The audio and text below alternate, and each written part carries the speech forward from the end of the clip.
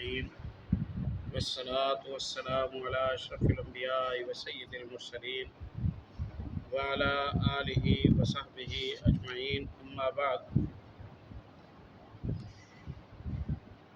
صفحہ نمبر 347 باب التحريض على الصدقة والشفاعة فيها. صدقہ کرنے کا شوق دلانا، رغبت دینا، دعوت دینا، والشفاعة فيها اور اس کے لیے شفاعت کرنا، یہ دوسرا وہ کردار ہے جو اسلام اور اہل اسلام کو دین اسلام دیتا ہے. جو شخص صاحب وسعت ہے اور اس کے ارد گرد فقراء، مساکین، غرباء ہیں، وہ خرچ کرتا بھی نہیں ہے، وہ کسی کو خرچ کرنے کی ترغیب بھی نہیں دیتا، تو اس کے اس کردار پر اللہ پاک نے سورہ ماعون میں سخت ناراضگی کا اظہار فرمایا ہے.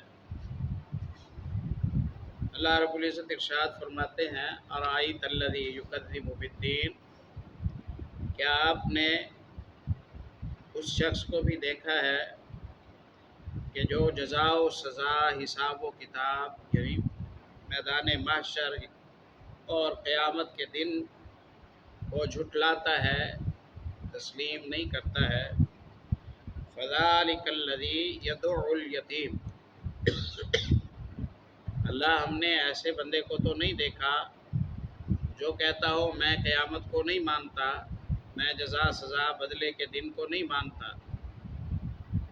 اللہ نے فرمایا آؤ ہم تمہیں کچھ نشانیاں بتاتے ہیں، وہ نشانیاں جس میں دیکھو تو سمجھ جاؤ کہ یہ دراصل حساب کتاب کو ہی نہیں مانتا.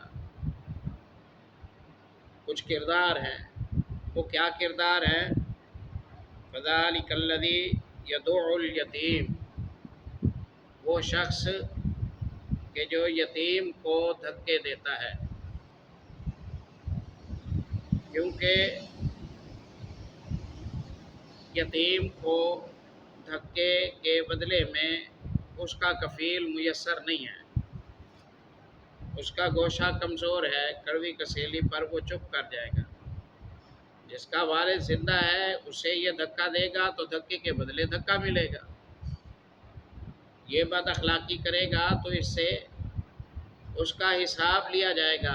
اس لیے یہ اسے تو کچھ نہیں کہتا جس کے ولی وارث موجود ہیں، اور جسے یہ کمزور دیکھتا ہے، جسے یہ باپ کے سائے سے محروم دیکھتا ہے، تو یہ مطمئن ہوتا ہے کہ اب میں جو کر جاؤں اسے میں نبھا جاؤں گا.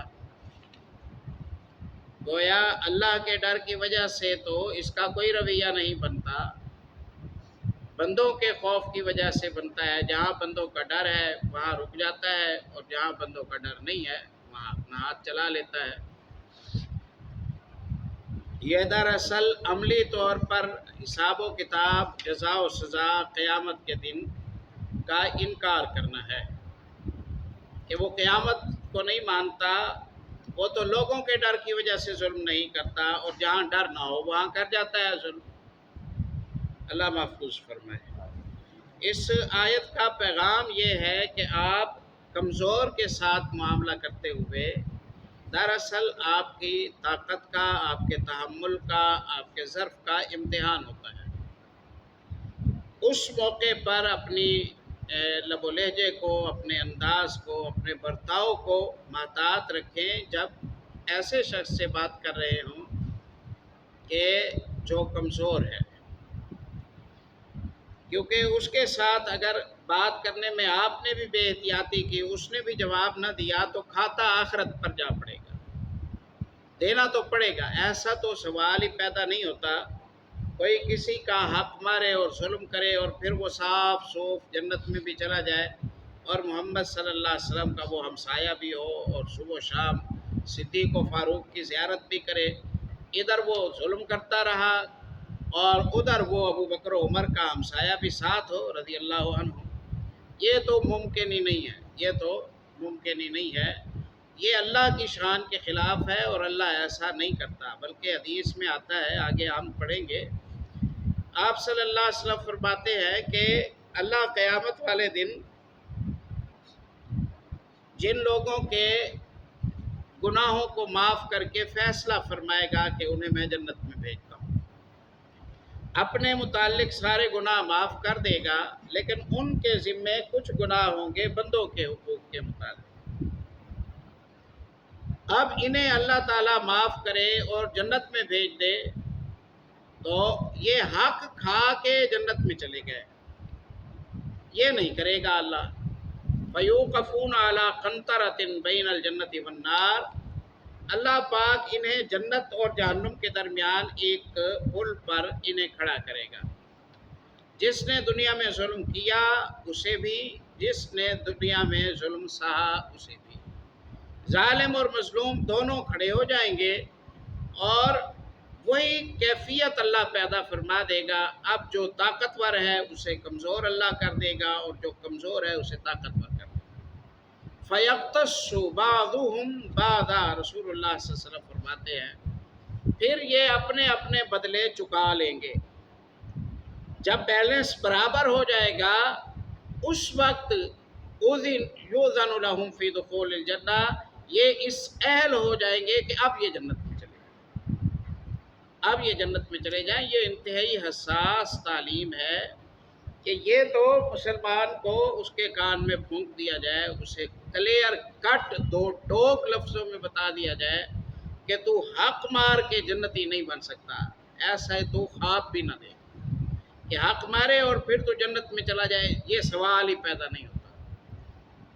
بات پروسیس میں آئے گی، حساب میں آئے گی، وہ حساب اس طرح ہو کہ تیری نیکیوں کی کٹوتی ہو، وہ حساب اس طرح ہو کہ اس کے گناہ تیرے سر پر ڈالے جائیں، وہ حساب اس طرح ہو کہ قصاص لیا جائے، وہ حساب اس طرح ہو کہ اس نے ظلم کیا، مظلوم مر گیا، وہ بعد میں 10 سال 20 سال 50 سال زندہ رہا، صبح و شام اللہ کی منتیں کرتا رہا، راتوں کو روتا رہا، مظلوم کے وارثوں کے ساتھ صلہ رحمی کرتا رہا، خرچے کرتا رہا، صدقے کرتا رہا، معافیہ مانگتا رہا، مجھ سے ہو گیا ہے، اب میں اسے زندہ تو نہیں کر سکتا، اللہ تو اپنا کرم فرما، اب میرے لیے نجات کا سبب بنا۔ اس کی توبہ کو قبول کرتے ہوئے اللہ مظلوم کو اپنی طرف سے راضی کر دے اور ظالم کو اپنی طرف سے معاف کر دے، اس کی توبہ کی برکت سے ہو سکتا ہے، یہ ہو سکتا ہے بغیر کسی حساب و کتاب کے۔ ایسے ہی اس نے ظلم کیا، فائل بنی اور فائل دب جائے، حساب میں ہی نہ آئے، مسئلہ اٹھے ہی نہ، ایشو اٹھے ہی نہ، اور ایسے ہی وہ ہضم کر جائے، اس کا سوال ہی پیدا نہیں ہوتا۔ اس پر قسم کھا لیجیے، نبی صلی اللہ علیہ وسلم کی اس حوالے سے بہت ساری حدیثیں موجود ہیں۔ اس لیے سب سے اچھا وہ شخص ہے کہ جو اپنا حساب خود لگا لیتا ہے، جو اپنا حساب خود لگا لیتا ہے، وہ ایسا قدم ہی نہیں اٹھاتا کہ وہ آخرت میں کسی پریشانی کا شکار ہو۔ میاں یہاں ہمارے ساتھ کھاتا پورا کر لو، جو بھی ہے، روز قیامت ہم سے حساب کتاب نہ کرنا، ہم وہاں کچھ دینے جوگے نہیں ہوں گے۔ نبی صلی اللہ علیہ وسلم نے فرمایا ان بین ایدیکم عقبۃ کعودن، تمہارے سامنے سفر لمبا پڑا ہے اور گھاٹی مشقت والی ہے، لا ینجو منہا الا کل مخف، نجات حاصل کرنے والا ہلکا پھلکا ہوگا، کسی کے بوجھ نہیں ہوں گے تو وہ نجات حاصل کر لے گا، ورنہ کوئی نجات حاصل نہیں کر سکے گا۔ اس لیے لوگوں کے حقوق کا برڈن اپنے سر پر نہ ڈالو۔ نبی صلی اللہ علیہ وسلم یہ نصیحت فرمایا کرتے تھے، اور آپ فرمایا کرتے تھے عد الخیاط والمخیط فإن الخیانۃ عار علی صاحب یوم القیامہ، اگر سوئی کسی کی تمہارے پاس ہے یا دھاگا تمہارے پاس کسی کا ہے تو اس کا اسے سونپ دو، اسے دے دو، امانت واپس کر دو، کیونکہ خیانت روز قیامت خائن کے لیے یہ عار اور شرمندگی کا سبب ہوگی۔ نبی صلی اللہ علیہ وسلم خیبر میں ہے، بندہ بہادری سے لڑ رہا ہے، اس کی شہادت ہو گئی۔ آپ صلی اللہ علیہ وسلم کے ساتھیوں نے کہا ہنی اللہ بالجنہ، جنت کی خوشخبری ہو اس کے لیے۔ آپ نے فرمایا وہ تو اس پر میں نے آگ کی چادر لپٹی ہوئی دیکھی ہے، آگ کے شعلے اس پر بھڑک رہے ہیں، تم کہتے ہو جنتی ہے۔ تو پوچھا گیا وجہ کیا ہے؟ کہا مال غنیمت میں سے ایک چادر اس نے اٹھا لی تھی تقسیم سے پہلے، لم تصب المغانم، تقسیم سے پہلے اٹھا لی تھی، اس لیے وہ چادر اس پر آگ بن کر بھڑک رہی ہے، تم کہتے ہو یہ جنتی ہے۔ صورتحال تو یہ ہے۔ دو باتیں یہاں سمجھیں۔ ایک بات تو یہ ہے کہ کبیرہ گناہ ہو یا صغیرہ گناہ ہو، وہ کسی بھی مسلمان سے ہو سکتا ہے، اور اس کی سزا ملنے کا مطلب یہ ہے کہ اللہ پاک قدرت رکھتا ہے کہ کسی بڑے عظیم آدمی اور کسی نیکوکار آدمی سے بھی انصاف کے تقاضے کے مطابق اس سے معاملہ کرے۔ وہ معاف کرنے کا پابند نہیں ہے کہ وہ ضرور معاف کرے، یہ بدری ہے، یہ عہد کا ہے، یہ اس کی فلاں خدمات ہے، اس لیے اس کی کھاتے کو معاف کر دیا جائے، اس کا وہ پابند نہیں ہے۔ وہ حساب انصاف سے کرے اور بدلہ چکا دے، یہ ممکن ہے۔ اب ایسا بالکل بھی نہیں ہے کہ اس کی اس چادر کی وجہ سے اس کی شہادت ضائع ہو گئی، یا اس کی صحابیت کا درجہ ختم ہو گیا، یا اس کی شان میں کوئی فرق آ گیا۔ بس اتنا بتانا مقصود ہے کہ چادر کی جو غلطی ہے، اس غلطی کی سزا جتنی بنتی ہے وہ مل جائے گی، اور باقی جو نیکیاں ہیں ان کا بدلہ بھی ملے گا۔ یہ تو ہو بھی نہیں سکتا کہ اللہ پاک بندے کی غلطیاں پکڑ کر ان کی سزا دے اور بندے کی اچھائیوں کو چھوڑ دے اور ان پر جزا نہ دے۔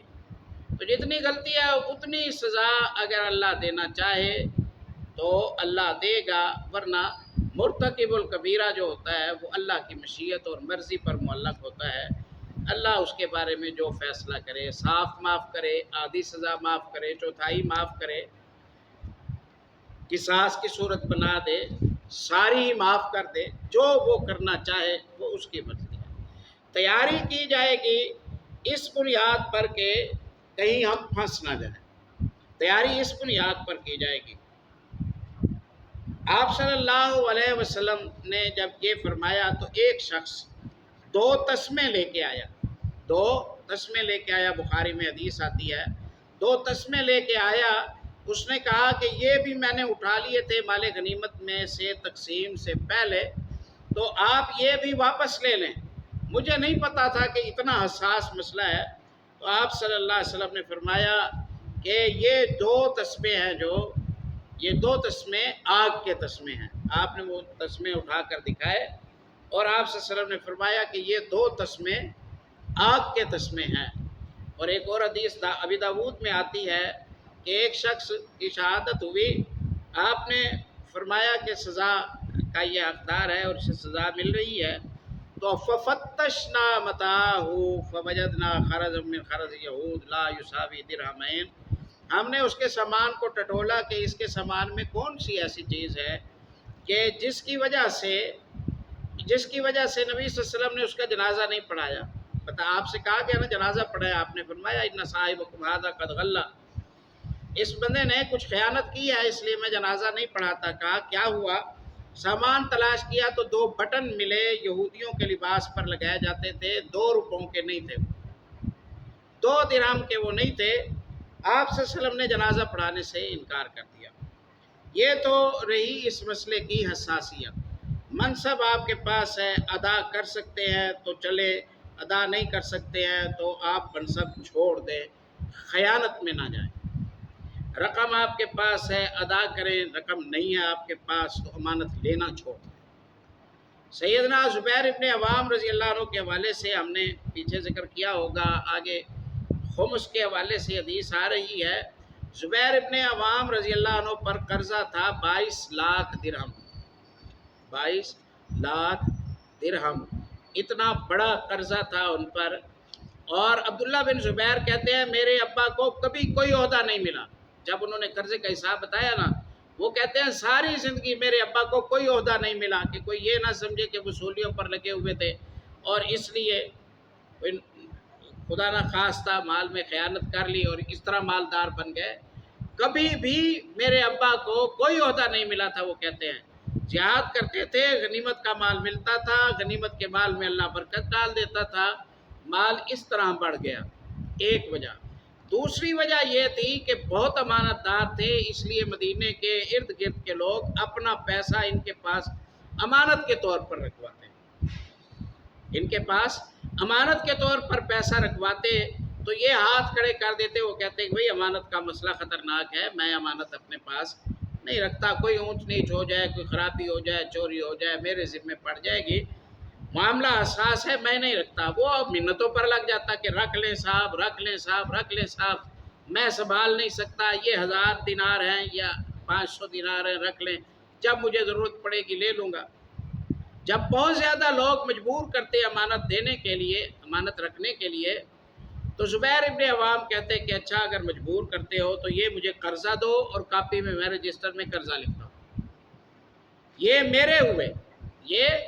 میرے ہوئے، جب تمہیں چاہیے ہوں گے تو میں تمہیں دے دوں گا، جتنے لے رہا ہوں اتنے دے دوں گا، اور اگر مجھ پر وقت آئے گا تو میرے رجسٹر میں لکھا ہوگا کہ میں نے فلاں کے اتنے دے دیا، تو میری اولاد وہ تمہارا قرضہ تمہیں واپس کرے گی۔ امانت کے معاملے میں سیدنا زبیر ابن عوام رضی اللہ تعالیٰ عنہ اور 4 سال تک عبداللہ بن زبیر رضی اللہ عنہ نے اپنے ابا کا ترکہ تقسیم نہیں کیا، 4 سال تک اپنے ابا کا ترکہ تقسیم نہیں کیا۔ مینا میں اعلان کرتے تھے، مینا کے دنوں میں سارا دن اعلان کرتے رہتے تھے کہ میرے ابا جی کا کسی نے ان سے کوئی حقوق لینے ہیں تو وہ آ جائے، ابھی تک ہم نے ترکہ تقسیم نہیں کیا۔ 4 سالوں کے بعد پھر آل زبیر میں ان کے بڑے بیٹے عبداللہ رضی اللہ تعالیٰ عنہ نے انہوں نے یہ جو ان کا ترکہ تھا اسے تقسیم کیا۔ ایک منہجی بات ہم سمجھتے ہیں، وہ یہ ہے کہ جو بندہ جہاد کے لیے نکلا ہوا ہے اس کے لیے 2 تسموں کی کیا قیمت ہے؟ 2 تسموں کی کیا قیمت ہے؟ پھر 2 تسمے، وہ تسمے کوئی کھانے کی چیز تو نہیں ہے۔ جوتا ٹوٹ گیا، بندہ مدینے سے چلا خیبر تک آیا، 200 کلومیٹر کا اس نے سفر کیا، بھاگا دوڑا، پسینے نکلے، خون بہا، زخمی ہوا، دشمن کو مارا، اسلام کی تائید میں خدمت کی، سارا کچھ کرتا رہا۔ اب 2 تسمے اور ان 2 تسمے آگ کے تسمے آپ سے سلام فرما رہے ہیں۔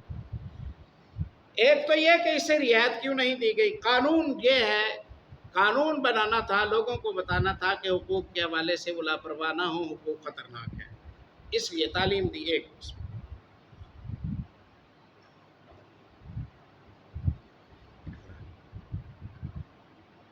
دوسرا یہ ہے کہ وہ بھی پوچھ لیتا کہ میں یہ 2 تسمے لے لوں، یہ 2 بٹن لے لوں، یہ چادر لے لوں۔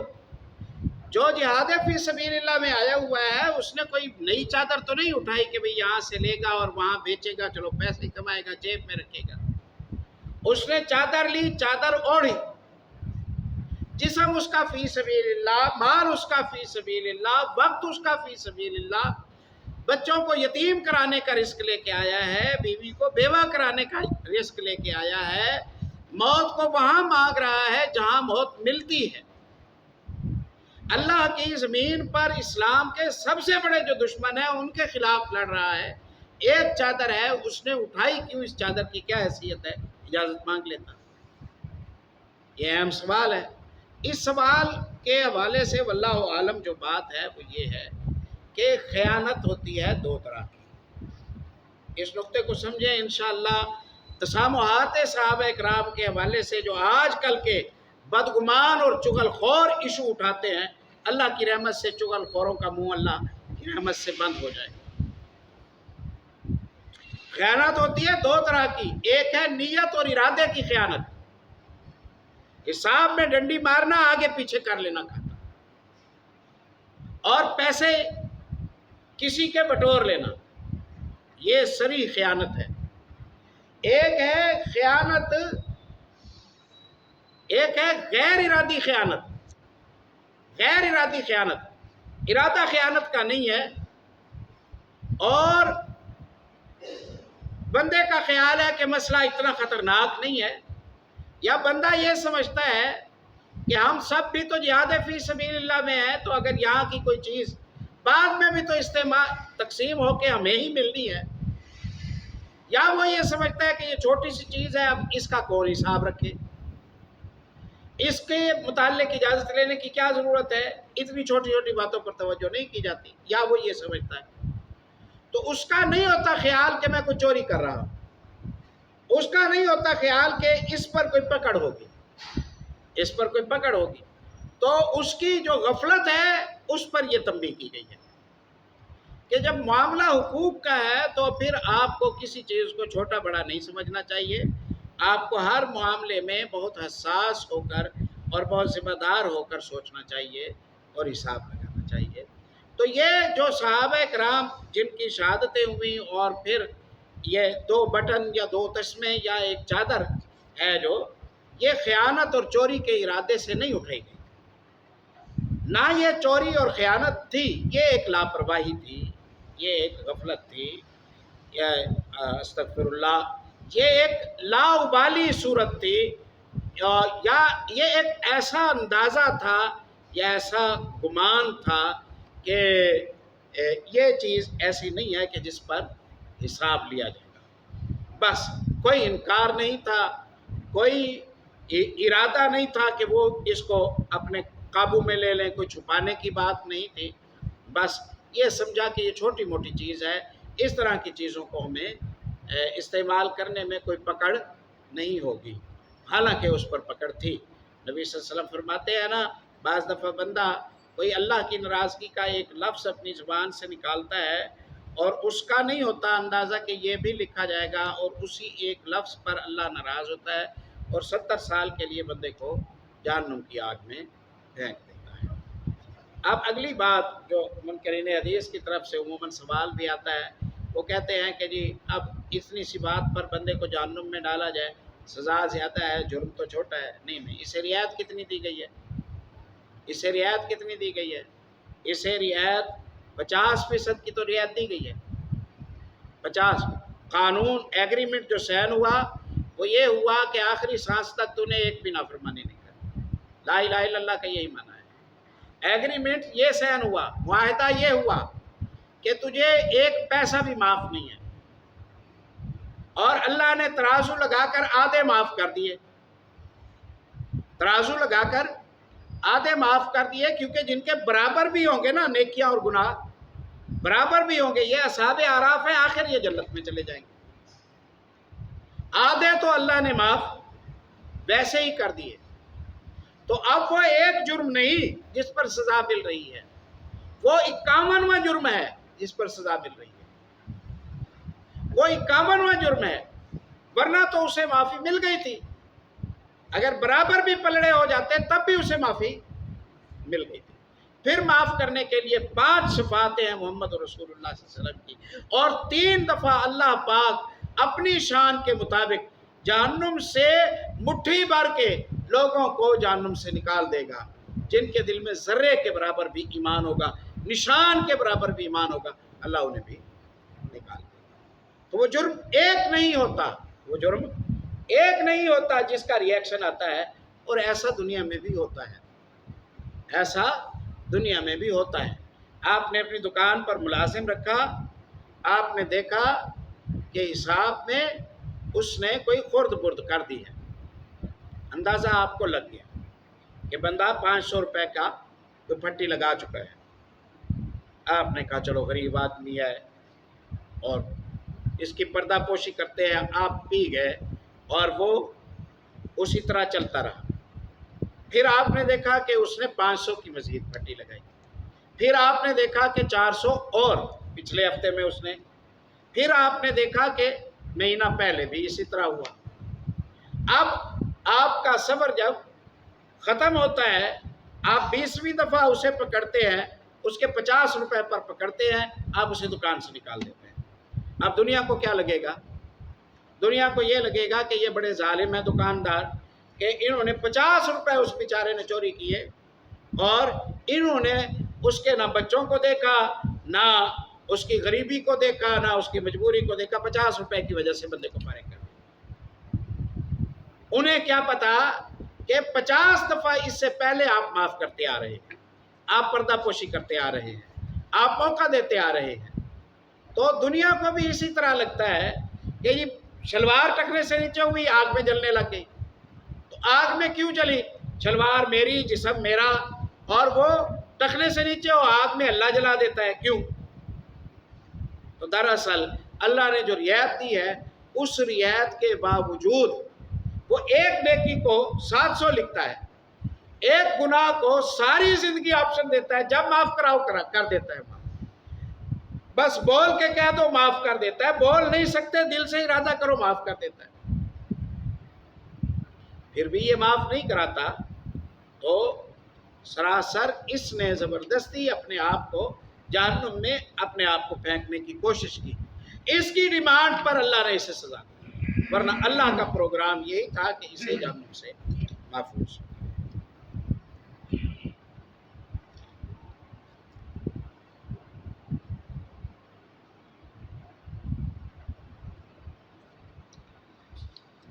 دوسری بات جو کل کے سبق میں ہم نے ٹھہرائی تھی وہ یہ ہے کہ معاون بن جایا کریں اور خیر خواہی کیا کریں اور خیر کی راہ دکھایا کریں اور اچھے مشورے دیا کریں۔ اس سے اتنا فائدہ ہوتا ہے، اتنا فائدہ ہوتا ہے۔ میں تو جب اس پر تھوڑا سا غور کرتا ہوں تو میں حیران ہوتا ہوں کہ اللہ کے قرب کی یہ بڑی زبردست صورت ہے کہ آپ کسی کو نیکی کا راستہ دکھا دیں۔ آپ معمولی سا راستہ دکھاتے ہیں، اللہ تعالیٰ اس معمولی راستے کی وجہ سے بندے کے لیے ہمیشہ کی جنتوں کے فیصلے فرما دیتے ہیں، ہمیشہ کی جنتوں کے فیصلے ہو جاتے ہیں۔ بہرحال ہمیں اس حوالے سے یہ کرنا چاہیے کہ جب بھی کوئی خیر کا موقع ہو تو ہم حوصلہ دیں، ہم مشورہ دیں، ہم بخل نہ سکھائیں، ہم ذہنوں کو صاف کرنے کی کوشش کریں اور ہم سفارش کریں، ہم خیر کی سفارش کریں۔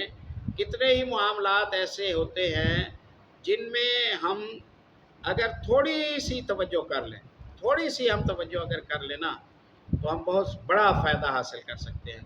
اور کتنے ہی معاملات ایسے ہوتے ہیں کہ تھوڑی سی غفلت کی وجہ سے زندگیاں ضائع ہو جاتی ہیں، تھوڑی سی غفلت کی وجہ سے زندگیاں ضائع ہو جاتی ہیں۔ میں آپ کو ایک اس کی مثال دیتا ہوں۔ میں بیٹیوں کے مدرسے کے ساتھ وابستہ ہوں۔ بچیوں میں استقامت عموماً کم ہوتی ہے، دنیا داری ہے، مولوی بن کے کیا کرنا ہے، پیسے کہاں سے کھاؤ گے، کہاں سے کماؤ گے، یہ ہے وہ ہے۔ کئی دفعہ میں نے خود تجربہ کیا، کئی دفعہ میں نے خود تجربہ کیا اور مجھے الحمدللہ روح کو تسکین ہوئی۔ بچی کسی وجہ سے دل برداشتہ ہوئی، میں تو کالج میں پڑھوں، والدین نے سمجھایا دینی تعلیم ہے، پڑھ لو، اچھا ہے، یہ ہے وہ ہے، فائدہ مند ہے، وہ کہتے نہیں۔ اب بیٹی ہے، بیٹی سے کوئی کیا کہے۔ انہوں نے مدرسے سے نکالا، انہوں نے کالج میں داخل کر دیا، سال پڑھی، 6 مہینے پڑھی، وہاں دل نہ لگا، وہاں دل نہ لگا۔ والدین دیندار ہیں، پیچھے پڑے ہوئے ہیں، بیٹے پڑھ لو، دینی تعلیم حاصل کرو، دینی تعلیم حاصل کرو، دینی تعلیم حاصل کرو، نہیں۔ آخر والد نے منت کی کہ بھئی ایک دفعہ آپ مدرسے جائیں اور اپنے استادوں سے ایک تو نصیحتیں سن کے آئیں۔ ایک صاحب لے کے آئے پچھلے دنوں، مہینہ 2-4 مہینے ہو گئے کہ بچی FSC کر چکی ہے اور بچی پہلے مدرسے پڑھتی تھی، چھوڑ دیا ہے، اب FSC ختم کی ہے تو ہم چاہتے ہیں کہ بھئی وہ دینی تعلیم میں آ جائے، ہم چاہتے ہیں کہ وہ دینی تعلیم میں آ جائے، آپ اسے سمجھائیں۔ اب میرا سمجھانے میں کیا گیا، میرا سمجھانے میں کیا گیا، کوئی خرچہ ہوا کچھ نہیں۔ میں نے کہا بیٹے کیا مسئلہ ہے، کہا بس شوق نہیں ہے۔ ٹھیک ہے، شوق دلانے کی 2-4 باتیں کی تو اسی وقت بچی نے کہا کہ ٹھیک ہے بھی میں پڑھتی ہوں۔ لو جی، جڑ پکڑ گئی، پڑھنے لگ گئی۔ اب یہ اگر پڑھ کے عالمہ بن جائے گی تو میرے تو 2 جملے کھڑے ہیں نا پیچھے، اس سے زیادہ تو نہیں ہے نا، اس سے زیادہ نہیں ہے۔ لیکن یہ پڑھ جائے گی، آگے مدرسہ بنائے گی، آگے ہزاروں بچیوں کو پڑھائے گی، جو کرے گی، پیچھے 2 جملے کھڑے ہیں، پیچھے 2 جملے کھڑے ہیں۔ ہمارے ایک بزرگ ہیں، ان کی بچی نے BSc کیا ہوا تھا، حفظ کیا ہوا ہے، BSc کیا ہوا ہے، دیندار گھرانہ ہے۔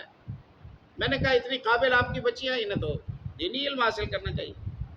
کہا اچھا میں سمجھاتا ہوں، میں مشورہ دیتا ہوں کہ یونیورسٹی میں جانے کی بجائے مدرسے میں اگلے درس میں گیا تو وہ صاحب آئے ہوئے تھے، اللہ تعالیٰ ان کے لیے اپنی رحمتیں فرمائے. انہوں نے کہا کہ میری بیٹی مان گئی ہے، وہ مدرسے میں پڑھنا چاہتی ہے. لو جی، اب اسے 4تھا سال ہے، اب اسے پڑھتے ہوئے 4تھا سال ہے. سبحان اللہ.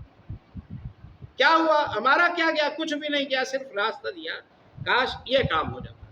امام بخاری رحمۃ اللہ علیہ نے بخاری لکھی نا، آج ہم پڑھ رہے ہیں، آج ہم پڑھ رہے ہیں. 1200 سال سے زیادہ ہو چکے ہیں اس کتاب کو لکھے ہوئے، اور 6ٹھی صدی ہجری تک اس کی 150 سے زیادہ شروحات لکھی گئی. 150 سے زیادہ شروحات اس کتاب کی لکھی گئی. اب یہ کتاب سند ہے، اب یہ کتاب سند ہے. میں رکوع صحیح نہیں کرتا، آپ کہتے ہیں اس طرح نہ کرے اس طرح کرے، میں کہتا ہوں دلیل دو. وہ بخاری کھول کے دیتا ہے، میری زبان بند ہو جاتی ہے. ٹھیک ہے، ایسے ہے نا. سارے اہل اسلام جو مانتے ہیں، جو نہیں مانتے، کوئی جرأت نہیں کرتا اس کتاب کے متعلق انگلی اٹھانے کی. ہے نا یہ بات؟ جس نے یہ لکھی 17 سالوں میں لکھی. کلاس میں بیٹھے ہوئے ہیں، استادوں نے کہا کہ کاش کوئی جوان محنت کرتا اور وہ ایک ایسی کتاب لکھ دیتا جو کتاب صحیح احادیث پر مرتب ہوتی، عوام کے لیے آسانی ہو جاتی مسئلے سمجھنے. علی ابن مدینی رحمۃ اللہ علیہ نے یہ مشورہ. امام بخاری رحمہ اللہ کہتے ہیں کہ میرے دل میں یہ بات آئی کہ چلو یہ کام میں کر دیتا ہوں. میں نے یہ کام شروع کیا، اللہ نے کام لے لیا، اللہ نے کام لے لیا. تو ایک مشورہ دیا استاد نے کلاس میں بیٹھ کر، اور اس کے بدلے ہمیں یہ کتاب مل گئی، اس کے بدلے ہمیں یہ کتاب مل گئی. تو آپ کے جملوں کی قیمت پڑتی ہے، آپ کے مشوروں کی قیمت پڑتی ہے. آپ برا مشورہ نہ دیں، آپ برا جملہ نہ بولیں، آپ غلط گائیڈ لائن نہ دیں. آپ ہمیشہ رہنمائی خیر خواہی کی بنیاد پر کریں، نتیجے میں برکت ڈالنا یہ اللہ پاک کا کام. سبحان اللہ.